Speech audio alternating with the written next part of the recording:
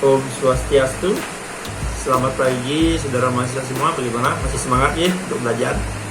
Kita akan melanjutkan pembahasan tentang mata kuliah psikologi belajar anak sekolah dasar. Sekarang kita akan melanjutkan pada kegiatan belajar yang ketiga. Pada kegiatan belajar kali ini kita akan membahas tentang karakteristik belajar. Ada tujuan dari pembelajaran. Ya, itu sedikit tentang kegiatan belajar yang ketiga. Kita akan langsung masuk ke materi. Oke, semangat. Kali ini kita lanjutkan ya pembelajaran mata kuliah psikologi belajar anak sekolah dasar dalam materi kegiatan belajar yang ketiga pada modul ini, ya dengan judul karakteristik belajar. Dalam materi kegiatan belajar ketiga ini ada beberapa poin masuk materi, poin materi yang akan dibahas. Kita awali saja langsung dengan tipe belajar.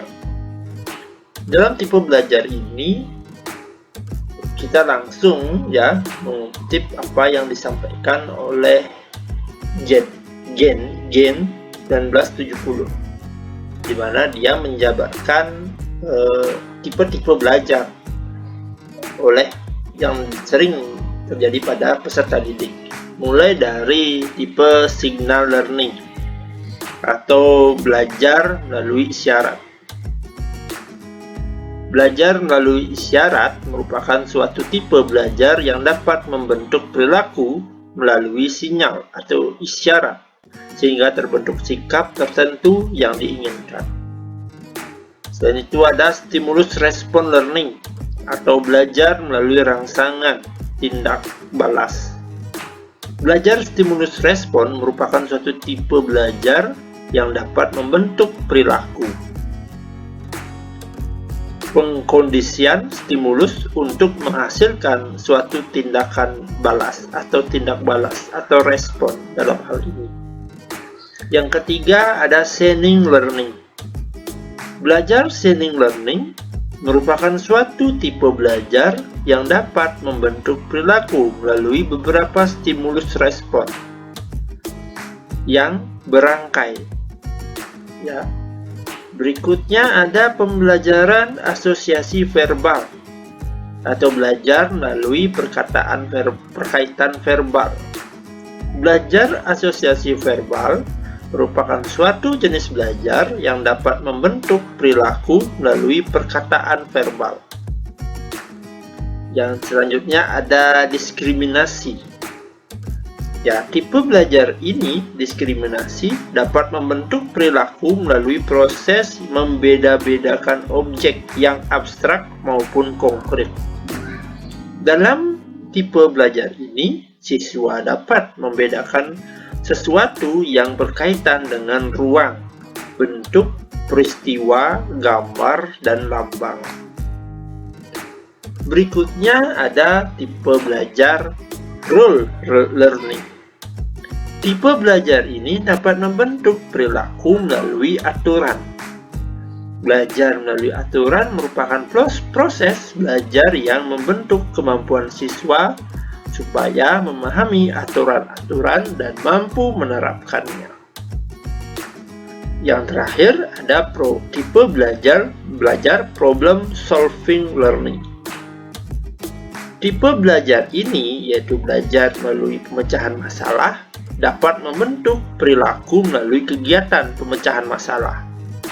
Tipe belajar ini merupakan tipe belajar yang dapat membentuk siswa untuk berpikir ilmiah dan kritis. Kita lanjut, itu sedikit tadi tentang tipe belajar. Kita lanjut pada karakteristik hasil belajar. Berbicara tentang hasil belajar, dalam hal ini hasil belajar merupakan kulminasi dari suatu proses yang telah dilakukan dalam belajar. Kulminasi akan selalu diiringi dengan kegiatan tindak lanjut. Lebih lanjut di sini dikutip pernyataan Romisowski, di mana dia menyebutkan dalam skema kemampuan yang dapat menunjukkan hasil belajar. Di sini ada 4 skema yang disebutkan oleh Romisowski. Pertama, keterampilan kognitif, ya, keterampilan psikomotor, keterampilan reaktif, dan terakhir keterampilan interaktif. Sementara itu, Dewdney 1979 menyebutkan ada 5 tipe hasil belajar, yakni motor skill, verbal information, intellectual skill, attitude, dan kognitif strategis. Itu sedikit tentang karakteristik hasil belajar.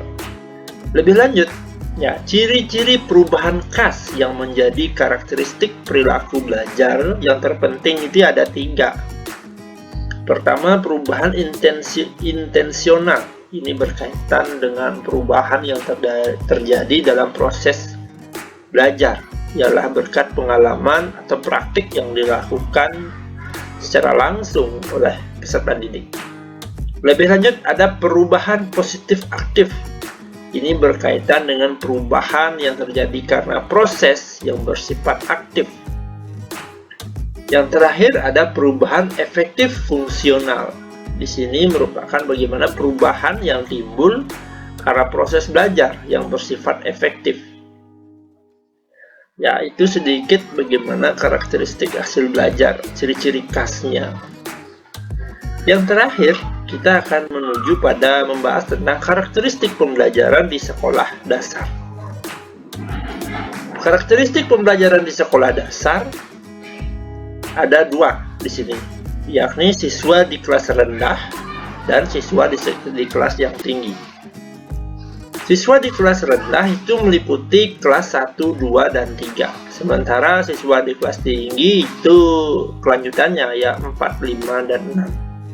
Untuk siswa di kelas rendah, proses pembelajarannya harus dirancang oleh guru sehingga kemampuan siswa, bahan ajar, proses belajar, dan sistem penilaiannya sesuai dengan taraf perkembangan siswa. Sementara pada siswa kelas tinggi merupakan suatu pembelajaran yang dilaksanakan secara logis dan sistematis untuk membelajarkan siswa tentang konsep dan generalisasi hingga penerapannya. Dalam hal ini mengutip apa yang disampaikan oleh Piaget bahwa siswa kelas 6 SD yang telah mencapai usia 11 tahun lebih memahami fase perkembangan operasional formal. Artinya, suatu perkembangan kognitif yang menunjukkan bahwa siswa sudah memiliki kemampuan berpikir yang tinggi atau bisa dikatakan kemampuan berpikir ilmiah.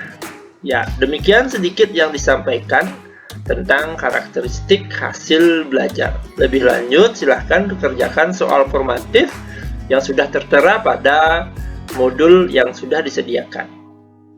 Terima kasih.